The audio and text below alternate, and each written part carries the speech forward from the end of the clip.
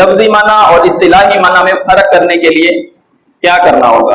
یہ فیصلہ کیسے ہوگا کہ یہاں پہ لفظی معنی ہے یا اصطلاحی معنی ہے؟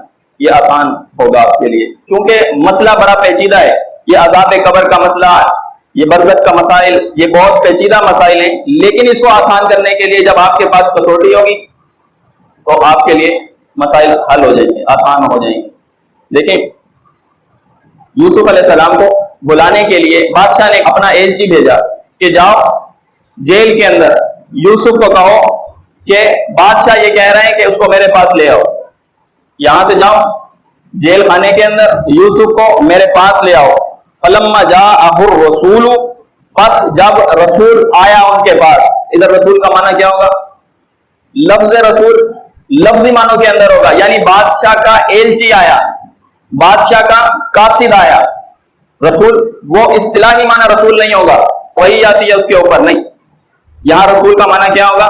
ایلچی بنایا، ایلچی۔ اب کوئی دھوکہ دینے کی کوشش کرے گا دیگر آیات اسے پکڑ لیں گی، یہ معنی ہے کہ معنی کیسے اخذ کریں گے کہ دوسری آیات کے خلاف وہ معنی نہ ہو، جس معنی کو اخذ کیا جا رہا ہے اگر اسے لغوی لیا جا رہا ہے تو دوسری آیات کے خلاف نہ ہو، اگر اسے اصطلاحی لیا جا رہا ہے تو دوسری آیات کے یہ خلاف نہ ہو۔ پس بھیجا بادشاہ نے اپنے قاصد کو، فلما جاءہ الرسول، پس جب آیا رسول ان کے پاس تو یوسف علیہ السلام نے کہا قال ارجع الی ربک، پس لوٹ جا اپنے رب کے پاس۔ اب یہ رب کا معنی لفظ استعمال ہوا، اب یہاں لفظ رب کس معنی میں ہوگا؟ لفظی معنی میں یا اصطلاحی معنی میں؟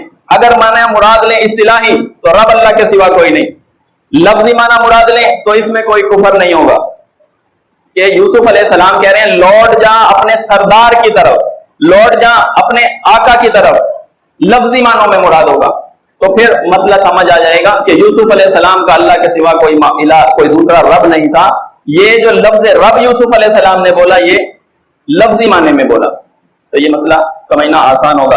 اسی طرح قال ارجع الی ربک، پس لوٹ جا اپنے رب کی طرف، فاسألہ، پس جاؤ اور اپنے مربی سے سوال کرو، ما بال النسوۃ اللتی قطعن ایدیہن، ان عورتوں کا کیا معاملہ ہے جن عورتوں نے اپنے ہاتھ کاٹ دیے تھے۔ مجھے کہہ رہے ہو میں جیل سے باہر آ جاؤں، لوٹ جاؤ اپنے سردار کی طرف اور اس سے پوچھو کہ ان عورتوں کا کیا مسئلہ ہے، پہلے مسئلہ واضح کرو پھر میں باہر آؤں۔ تو یہاں پہ لفظ رسول استعمال ہوا لفظی معنی میں، یہاں پہ لفظ رب استعمال ہوا لفظی معنی میں، اصطلاحی معنی یہاں پہ مراد نہیں ہے۔ اب اس سے آگے اصطلاحی معنی، ان ربی بکیدہن علیم، بے شک میرا رب جانتا ہے ان کی چالوں کو۔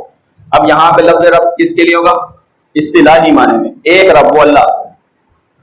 جب یوسف علیہ السلام کہیں پلٹ جاؤ اپنے رب کی طرف اور پوچھو کہ ان عورتوں کا کیا معاملہ ہے جن عورتوں نے ہاتھ کاٹ دیے، تو معنی مراد ہوگا لفظی معنی۔ اور لیکن جب اللہ کہے ان اللہ ربی و ربکم فاعبدوہ ھذا صراط مستقیم، تو لفظ رب کا معنی اصطلاحی معنی ہوگا کہ اللہ کے علاوہ کوئی اور رب نہیں ہے۔ عیسیٰ علیہ السلام کے الفاظ اللہ نے بیان کیے کہ عیسیٰ علیہ السلام نے کہا کہ میرا بھی رب اللہ ہے، تمہارا بھی رب اللہ ہے، بس اسی کی تم عبادت کرو، یہی سیدھا راستہ ہے۔ تو اشکال ختم ہو گئے اس بات کو سمجھنے کے بعد کہ معنی لفظی مراد لینا ہے یا معنی اصطلاحی مراد لینا ہے، تو مسائل حل ہو جائیں گے۔ کوئی دھوکہ نہیں دے سکتا کہ یوسف علیہ السلام کا کوئی اور بھی رب تھا۔ اسی طرح قرآن نے سورۃ کہف کے اندر ایک مومن بندہ اور ایک کافر بندہ، یہ دونوں دوست ہیں، ان دو لوگوں کی مثال کو بیان کیا۔ فرمایا جو آخرت کا منکر ہے، جو قیامت کے آنے کا منکر ہے، اس شخص کے بارے میں اللہ نے فرمایا وَضْرِبْ لَهُمْ مَثَلَ الرَّجُلَيْنِ جَعَلْنَا لِأَحَدِهِمَا جَنَّتَيْنِ مِنْ أَعْنَابٍ، فرمایا ہم نے ان میں سے ایک شخص کو جو آخرت کا کفر کرتا تھا، ہم نے اسے دیے جنتین من اعناب، جنتیں دو باغ۔ اب جنت کا معنی کیا ہوگا؟ اس کافر کو ہم نے دیے دو باغ، دو باغ ہم نے اسے دیے انگور کے، جنت کا مطلب ہوگا باغ، لفظی معنی مراد ہوگا، اصطلاحی معنی نہیں۔ اصطلاح میں جنت وہ ہے جس کو کسی نے نہیں دیکھا، کسی آنکھ نے اس کی لازوال نعمتیں نہیں دیکھی، جنت کو نہیں دیکھا گیا، اللہ کی ایسی تیار کردہ نعمتیں، وہ تیار کردہ جگہ ہے، اس کو نہیں دیکھا، تو یہ معنی مراد ہوگا یہاں پر کون سا؟ اس جگہ جنتین من اعناب، اس ایک شخص کو اللہ نے دیے دو باغ، تو جنت کا معنی باغ۔ لفظی معنی مراد ہوگا، کوئی کفر نہیں ہوگا، کوئی شرک نہیں ہوگا، کسی طرح کے اشکالات نہیں آئیں گے، سوال نہیں کھڑے ہوں گے اور مبہم فیصلہ نہیں ہوگا۔ قرآن ایک جگہ کچھ کہتا ہو اور دوسری جگہ کچھ اور کہتا ہو، کیا کافر کو بھی اللہ جنت دیتا ہے؟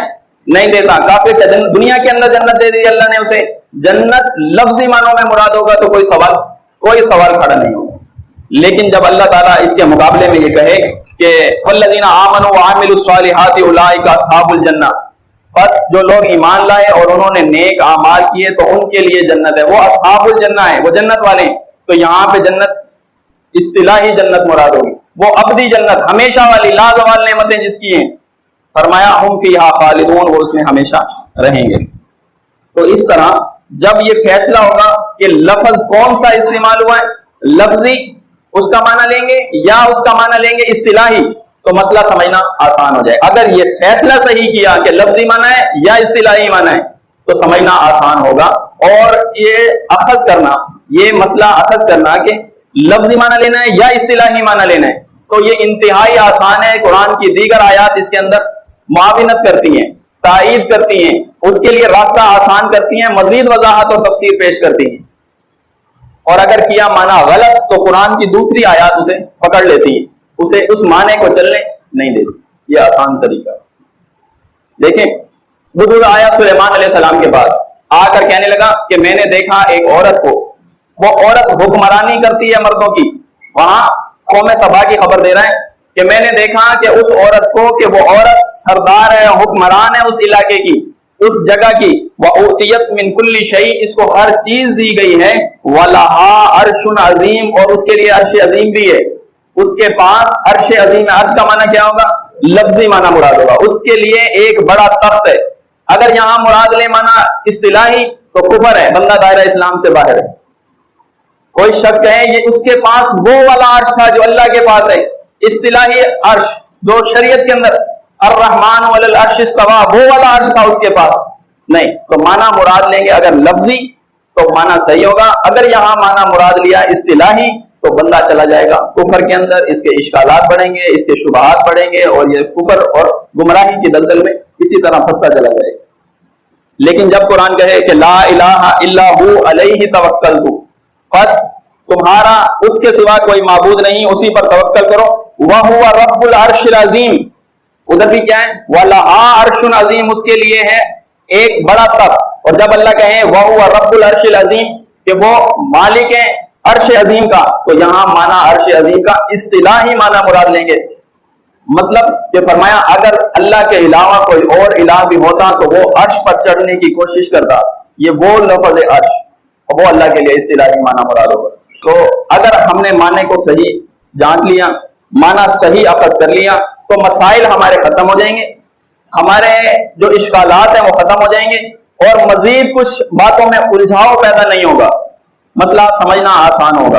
اسی طرح یہ جو میں نے چند ایک نقطے آپ کے سامنے پیش کیے کہ لفظی اور اصطلاحی معنی میں فرق ہے, تو یہ ضروری ہوگا کہ جہاں لفظی معنی ہے وہاں لفظی رہے, جہاں اصطلاحی معنی ہے وہاں اصطلاحی معنی رہے.